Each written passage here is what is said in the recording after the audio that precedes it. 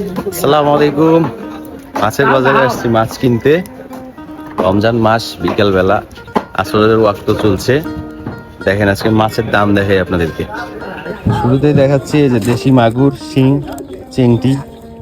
চেংটি মাছকে কিন্তু টাকি মাছ বলা হয়, মানে টাকি মাছকে চেংটি মাছ বলা হয়। চাচা, দেশি মাগুর কত? 1000 বাবা।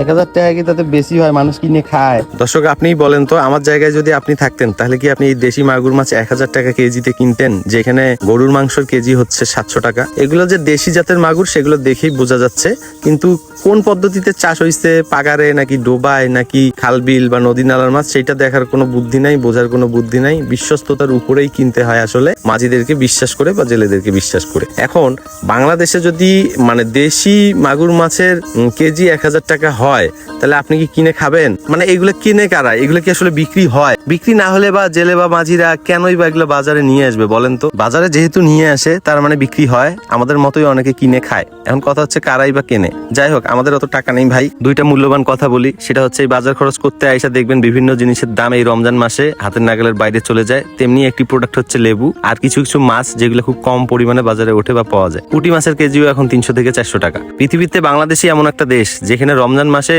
অন্যান্য দেশে প্রোডাক্টের দাম কমে, বাংলাদেশে দাম বাড়ে। বাঙালি জাতি খুবই নির্বোধ এবং সহজ সরল জাতি, কিছু কিছু সময় আবার বেইমানও বটে। কি আর করার, এইভাবে চলুক দেশ। লেবু কিন্তু বয়কট, বাকি আছে তরমুজ বয়কট করার, সেটাও করে ফেলবো আমরা ইনশাআল্লাহ। সবাই ভালো থাকেন, আসসালামু আলাইকুম।